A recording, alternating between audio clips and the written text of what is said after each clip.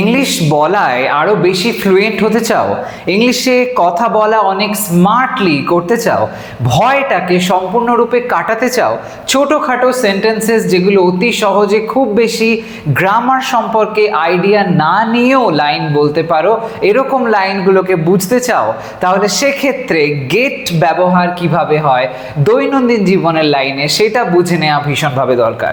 এই gate use করা নিয়ে অলরেডি আমি বেশ কিছু ভিডিও করেছি, আজকে নিয়ে আসলাম আরও একবার ইউজ অফ গেট এর উপরে আরও একটা ভিডিও। তোমরা বুঝতে পারবে কিভাবে দৈনন্দিন জীবনে অসংখ্য লাইন অতি সহজে গেট ব্যবহার করে অনেক স্টাইলিশভাবে বলতে পারি। দেখে নাও এই ছোট ছোট লাইনগুলো অতি সহজে কিভাবে গেট ইউজ করার মাধ্যমে আমরা বলতে পারি। প্রথম লাইনটা লক্ষ্য করো, এটা করিয়ে নাও, কাউকে দিয়ে এটা করিয়ে নাও। এরকম সেন্সে যখন কাউকে দিয়ে কোনো কাজ করিয়ে নেওয়া হয় এই অর্থে আমরা যে বিশেষ ধরনের ভার্ব ব্যবহার করি তাকে বলা হয় কজেটিভ ভার্ব। নিজে সরাসরি না করে অন্যকে দিয়ে করিয়ে নিলে কজেটিভ ভার্বে ব্যবহার হয়, কজেটিভ ভার্ব হিসাবে গেট ইউজ করা হয়।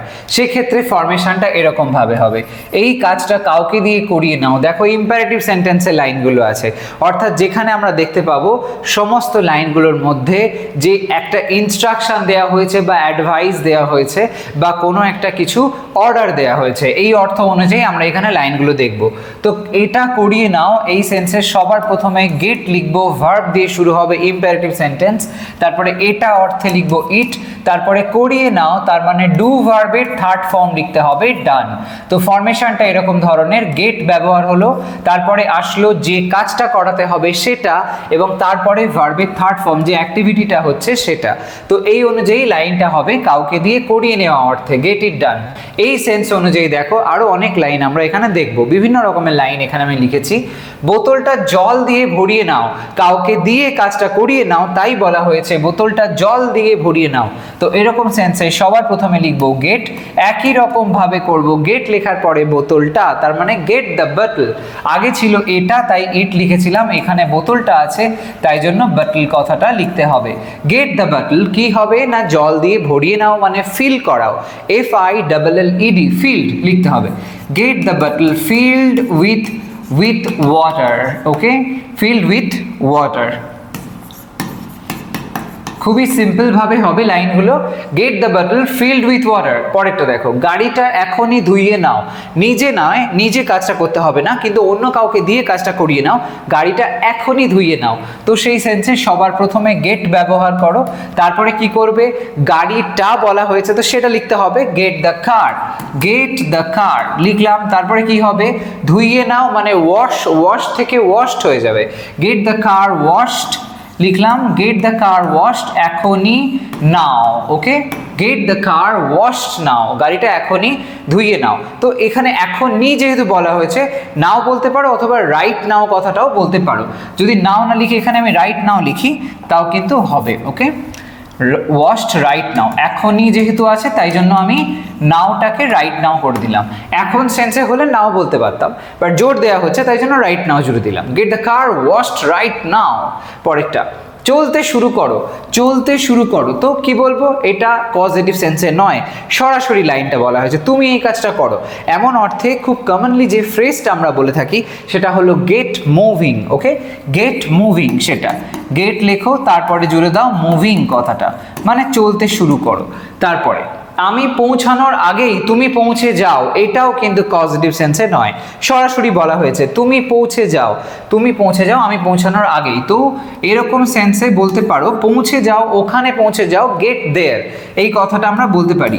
পৌঁছানো অর্থে আমরা রিচ ব্যবহার করতে পারি কিন্তু সেটা না বলেও গেট দিয়ে সেটা বোঝানো যেতে পারে, গেট দেয়ার মানে ওখানে পৌঁছে যাও। এরকম সেন্সে আমি পৌঁছানোর আগে তুমি পৌঁছে যাও বলা হয়েছে, get there before I do, আমি পৌঁছানোর আগে তুমি পৌঁছে যাও। এখানে গেট যে সেন্সটা এসছে সেটাই যেই তুমি ডু বলবে কপি হয়ে যাবে, তো সেই জন্য get there before I do বলা মানেই একই বিষয়টা কিন্তু বোঝানো হলো, গেট কথাটা বা রিচ শব্দটার ব্যবহার করার প্রয়োজনই নেই, ওকে। পরের লাইনটা দেখো, আমাকে ভুল বুঝো না, আমাকে ভুল বুঝো না। তো এরকম সেন্সে লাইনটা আমরা এরকমভাবে বলতে পারি যে don't get me wrong, don't get me রং, আমাকে ভুল বুঝো না। দেখো এই খুব সহজ একটা কথা, যেগুলো আমরা খুব কমনলি কিন্তু অনেক সময় শুনে থাকি। তো এরকম অর্থে ব্যবহার করতে পারো গেট। ওকে গ্রেপ্তার করাও, কাউকে দিয়ে মানে পুলিশকে দিয়ে গ্রেপ্তার করাও, তো এরকম সেন্সে বলতে পারো গেট ওকে অর্থে হিম লিখতে পারি আমরা, get him arrested, get him arrested, okay দিয়ে করাও, কাউকে দিয়ে করাও। এই সেন্সে এখানেও পজিটিভ সেন্স আসলো, যার জন্য গেট এখানে ব্যবহার হওয়ার পরে যে কাজটা করানো হলো সেটার V3 বা ভার্বের থার্ড ফর্ম সেটা আমরা ব্যবহার করলাম, যেমনটা আমরা প্রথম দুটো লাইনে কিন্তু লক্ষ্য করেছি। পরেরটা, জিনিসগুলো কাউকে দিয়ে গুছিয়ে নাও, বোঝাই যাচ্ছে কাউকে দিয়ে করিয়ে নাও বলছে, তার মানে পজিটিভ সেন্স হলো। সেই অর্থে লাইনটা আমরা যদি লিখি এরকম ভাবে লিখতে হবে, জিনিসগুলো গেট দ্য থিংস, জিনিসগুলো গেট দ্য থিংস লিখলাম, জিনিসগুলো কি না কাউকে দিয়ে গুছিয়ে নাও, গেট দ্য থিংস অর্গানাইজড, গুছিয়ে নেওয়া সেন্সে অর্গানাইজড বলতে পারি আমরা, গেট দ্য থিংস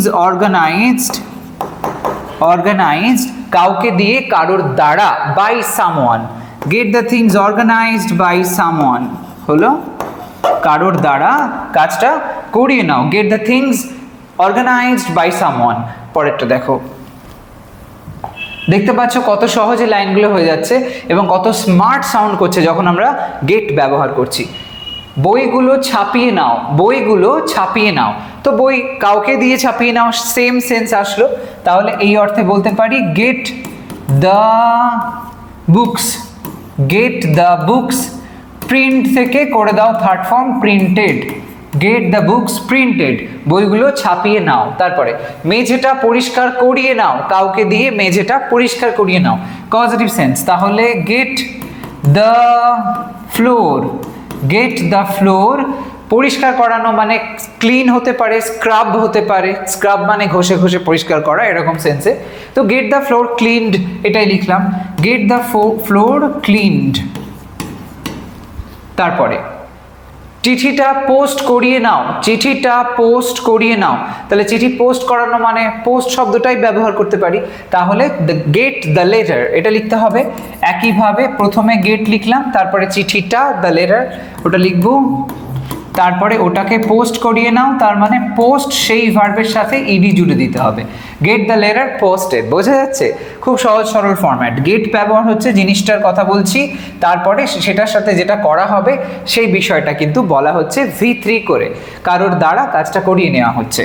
খেলনাটা কাগজে মুড়িয়ে নাও, একই থিওরি, সেম ভাবে যদি লিখি কিভাবে লিখবো, আমার লেখার আগেই তোমরা লিখে ফেলো। সবার প্রথমে গেট দাও, গেট দেওয়ার পরে কি হবে, খেলনাটা বলা হয়েছে তাহলে লিখতে হবে গেট দ্য টয় বলতে পারি, get the toy, get the toy কি হবে, কাগজে মুড়িয়ে নাও, মুড়িয়ে নেওয়া মানে র্যাপ করা, তো সেটা লেখো get the toy wrapped, get the toy wrapped. wrapped কি না কাগজে, wrapped in paper, wrapped in paper হলো get the toy wrapped in paper।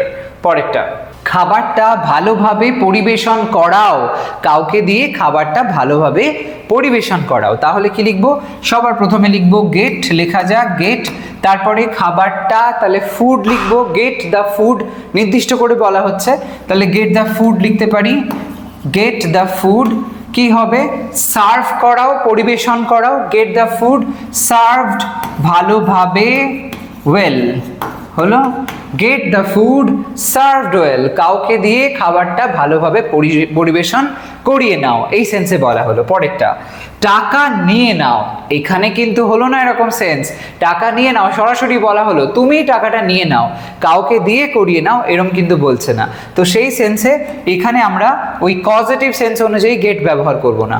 সবার প্রথমে গেট লিখবো, গেট, তারপরে লিখবো টাকাটা, গেট দ্য মানি, তার মানে হলো এইটা যে টাকাটা তুমি নিয়ে নাও আর কি, গেট দ্য মানি। পরে ব্যাটসম্যানকে আউট করাও, তো এখানেও আমরা গেট ব্যবহার করে অবশ্যই বলবো, কিভাবে বলবো দেখো, ব্যাটসম্যানকে আউট করাও বলো get the batsman out, get the batsman out. আমি জানি না কিভাবে করবে, বাট যেভাবে পারো ওই ব্যাটসম্যানকে আউট করাও, নাই তো আমরা ম্যাচ জিততে পারবো না, গেট দ্য ব্যাটসম্যান আউট এরকম। পরেরটা দেখো, টিভিটা বন্ধ করিয়ে নাও, কাউকে দিয়ে টিভিটা বন্ধ করিয়ে নাও। তো এই সেন্সে গেট লেখো, তারপরে গেট দ্য টিভি নির্দিষ্ট করে বলা হচ্ছে, তাহলে দা দেবো, তারপরে টিআরভি দিলাম, টিভি, গেট দ্য টিভি বন্ধ করা মানে কি বলবো, টার্ন অফ বলতে পারি, লিখে দাও, টার্নের সঙ্গে ইডি করে দেবে, V3 করে দিলাম, turned of, get the TV turned of. হলো? দেখতে পেলে কত সহজে চট জলদি লাইনগুলো আমরা বানাতে পারলাম শুধুমাত্র গেট ব্যবহার করে। তো এরকমভাবে বিভিন্ন সেন্স অনুযায়ী দেখলে, যেরকম এখানে পজিটিভ সেন্সে বা এমনি নর্মাল যখন সরাসরি কোনো কাজ কেউ করছে, তাকে সরাসরি কোনো কাজ করতে বলা হচ্ছে, এরকম সেন্সেও আমরা গেট ব্যবহার করতে পারি। গেট শব্দটা বিভিন্ন রকম অর্থ অনুযায়ী ব্যবহার হয়, আমি এর আগেও বিভিন্ন আমার ভিডিওতে বলেছি ডিটেলস এটা নিয়ে। যদি আমার এই গেটের ব্যবহার নিয়ে যে সিরিজটা আমি কন্টিনিউ করছি, এটা যদি সম্পূর্ণ ভিডিও সব না দেখে থাকো, দেখে নিও, আমি কমেন্ট সেকশানে লিঙ্কটা দিয়ে রেখেছি যেখানে টোটাল প্লেলিস্টটা আছে। তো এই গেট ইউজ করো এবং অনেক অনেক লাইন চট জলদি বানাও। কোথাও কোনো কনফিউশন হলে কমেন্ট সেকশানে অবশ্যই জানিও। আর এই ভিডিওটা যদি ভালো লেগে থাকে একটা লাইক করতে ভুলো না, শেয়ার করো সমস্ত ফ্রেন্ডসের মধ্যে, আর চ্যানেলটা এখনও সাবস্ক্রাইব না করে থাকলে ডেফিনেটলি করে নাও, কারণ এই ধরনের ইনফরমেটিভ ভিডিওস তোমরা আমার চ্যানেল থেকে পেতেই থাকবে। আজ তবে আসি, সবাই ভালো থাকো, সুস্থ থাকো, বাই।